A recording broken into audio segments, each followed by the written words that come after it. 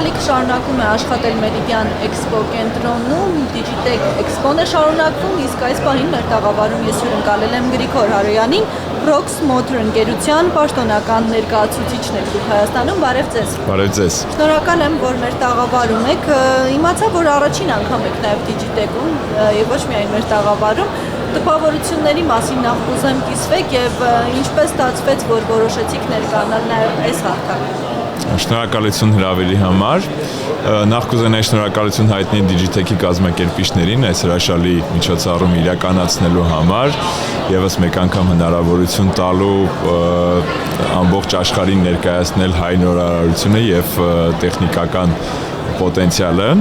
Շատ ուրախ ենք, որ մենք մասն ենք կազմում այս միջոցառման եւ առաջին անգամ ենք ներկայացնում մեքենան Հայաստանում, ճիշտն ասած վերջերս ենք ստացել պաշտոնական ներկայացուցչությունը, պրեզենտացիան իրականացրել ենք 2 շաբաթ առաջ եւ շատ լավ ստացվեց, որ կարողացանք մասը կազմել Digitech-ին եւ տեխնիկական աշխարհին էլ ներկայացնել Prox Motor-ի առավելությունները։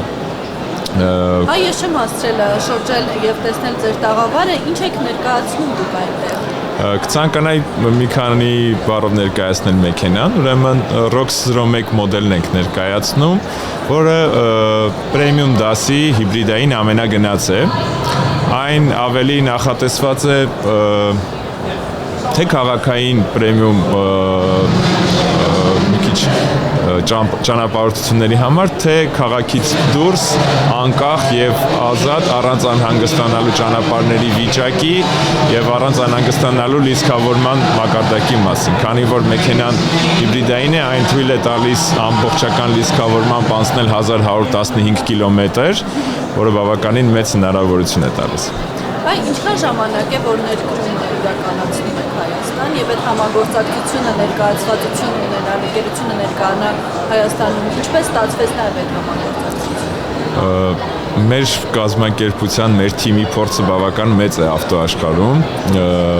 Ունենք 18 տարվա փորձ մեքենաների ներմուծման եւ վաճառքի ոլորտում Հայաստանում։ Վերջերս երկար աշխատանքներից հետո ստացվեց պաշտոնապես ներկայացնել Rox Motor-ի ապրանքատեսականին Հայաստանում, որը իր մեջ ներառում է պաշտոնական երաշխիք, պաշտոնական սպասարկում մինչև 8 տարի ժամկետով, գործարանային երաշխիք, որը ի դեպ նշեմ նաև միջազգային է, այսինքն ոչ միայն Հայաստանի տարածքում, նույն մեքենան ամբողջ աշխարհում շահագործման ընթացքում կարող է սպասարկվել ցանկացած այլ կետում։ Եվ մեր թիմի համար սա եւս մի նվաճում էր այս միջազգային արդեն ճանաչում ունեցող ստարտափ համարվող բրենդը ներկայացնել Հայաստանում հայ ավտոսիրողին։ Եվ ասեմ ձեզ, ընդամենը 2 շաբաթ առաջ ներկայացված լինելով բավականին մեծ վաճառքներ եւ հետաքրքրություն ունի բրենդը։ Կարող եք նշել, եթե կարող եմ նշել, որ մեր արկա տեսականին ամբողջությամբ այս պահին սպառված է եւ հաջորդ խմբականակը, որը ակնկալվում է հոկտեմբերի կեսին, նույնպես ամրագրված է նախապես, հիմա վաճառքները նախավաճառքին իրականացնում նոյեմբերի վերջի սպասվող խմբականակի համար։ Ուզեմ մի փոքր խոսենք առավելություններից եւ հնարավորություններից ամենագնացի, ինչով է առանձնանում, որ ավտոսիրողները այդքան գրավում են դրանով։ Համար 1 դիզայն։ Մեքենան ի սկզբանե նախագծված է միջազգային շուկայի համար։ Դիզայնը արվել է իտալական շատ հայտնի Pininfarina ստուդիոյի կողմից, որը որ մի շարք հայտնի հիպերմեքենաներ, սուպերմեքենաներ եւ ամենագնացները ներկայացրել աշխարհին։ Դիզայնը շատ ընդունելի է հայ ավտոսիրողի համար։ Հաջորդը հիբրիդային ինքը էլեկտրոմոբիլ է, որը ունի նաև հիբրիդային գեներատոր շարժիչ։ Այսինքն հնարավորություն է տալիս միայն էլեկտրականությամբ 1 լիցքավորմամբ անցնել 235 կիլոմետր, այնուհետև առանց որևիցե ավելորդ գործողության գործի է միանում բենզինային շարժիչը, որը ապահովում է ընդհանուր առմամբ 1115 կիլոմետր։ Այսինքն առավելությունն ինչումն է։ Առօրյա կյանքում քաղաքային հնարավորություն ունի ունի մարդը միայն հոսանքով շահագործել մեքենան, չծախսել ոչ մի գրամ բենզին, իսկ քաղաքից դուրս գնալու ժամանակ, երկար ճանապարհորդությունների ժամանակ չանհանգստանալ, որ մեքենան պետք է լիցքավորել, գտնել որևիցե լիցքավորման կայան, այն զբաղված կլինի եւ այլն եւ այլն։ Այո, այսինքն այդ ազատությունն է, որ այս բրենդը տրամադրում է, ու ազատությունը ոչ միայն ճանապարհի դիստանցիայի երկարության, այլ նաեւ ճանապարհների որակի առումով։ Քանի որ մեքենան ավելի բոլոր ճանապարհների համար նախատեսված all-terrain համակարգ է, այսինքն իրենց ներկայացնում, այն է ունի բավականին լավ անցողունակություն արտաճանապարհներին, որը շատ կարևոր է Հայաստանի համար։ Մենք ամենամեծ խնդիրն է, չէ՞, միշտ ծառեր են ուզում բարձրանալ բոլորը, միշտ փոսերը շատ են։ Ես ձեզ ավելին ասեմ, մեր ճանապարհները ինչ որտեղ համարվում են արտաճանապարհ նույնիսկ։ Բայց այս մեքենանցս փորձում ենք ներկայացնել, որ նոր ապրելակերպ, նոր կենսակերպ, այսինքն մարդը հնարավորություն ունի շաբաթվա ընթացքում քաղաքային ռեժիմում ապրել, բայց նույն մեքենայով շաբաթվա վերջում վիկենդները անցկացնել ցանկացած քաղաքից դուրս, ցանկացած ինչ-որ վայրում, մի փոքր արտաճանապարհ, բնության գրկում, այդ ազատությունն է ամենակարևորը։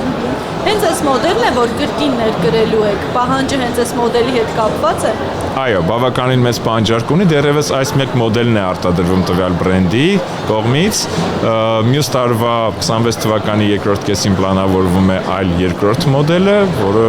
պաշտոնապես մենք նույնպես կներկայացնենք Հայաստանում, հենց որ պատրաստ լինի։ Բայց բավականին մեծ հետաքրքրությունը, մեր պատվերներն էլ արդեն բավականին մեծացել են եւ վստահ եմ, որ հայ ավտոսիրողները կգնահատեն այս մեքենան։ Այն նկատելի է, որ վերջին տարիներին եւ էլեկտրական եւ հիբրիդային այդ մեքենաները բավականին շատ կարող ենք տեսնել մենք Երևանում եւ ամբողջ Հայաստանում նաեւ։ Հարմարվել է հայ հանրությունը այդ տարբերակին, թե դեռևս ընդդիմացողներ կան, ոնց եք տեսնում դուք։ Ես ձեզ ասեմ, տեղի ունեցավ կարելի ասել հեղափոխություն մեքենաների աշխարհում, Հայաստանի առումով, մեքենաների շուկայում, շատ արագ եւ հեշտ սիրվեց էլեկտրական մեքենան Հայաստանում, մի քանի առանձնահատկություններից ելնելով, հա, մեր դիստանցիաները շատ մեծ չեն, էլեկտրական մեքենաները հնարավորություն են տալիս առօրյա կյանքում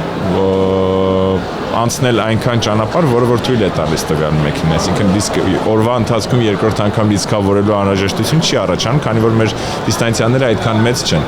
Քաղաքը այդքան մեծ չէ, որը որ եւս մեկ անգամ այդ հնարավորությունը տալիս է։ Երկրորդը կլիմայական պայմաններն են, շատ խիստ ձմեռներ չենք ունենում, որ մարդկոցների աշխատանքը թուլանա, նվազի եւ այլն։ Բայց ամենակարևոր առավելությունը ֆինանսական առավելություն էլեկտրական մեքենաների շահավետ լինելն է։ Խնայողություն իհարկե, բնության համար աղմուկի հարցով մի շարք առավելություններ։ Իսկ երկրորդ մեր հիբրիդային մեքենայի առավելությունը ոնց որ համակցում է այդ ամենը, բայց միևնույն ժամանակ տալիս է ազատություն չմտածելու, կախված չլինելու մարդկոցի տոկոսների քանակից, հա, որտեղ կա, որտեղ չկա, այո, ուր գնամ, այո, այդ հարցը լուծել չէ։ Այ հետաքրքիր է ընդհանրապես Հայաստանում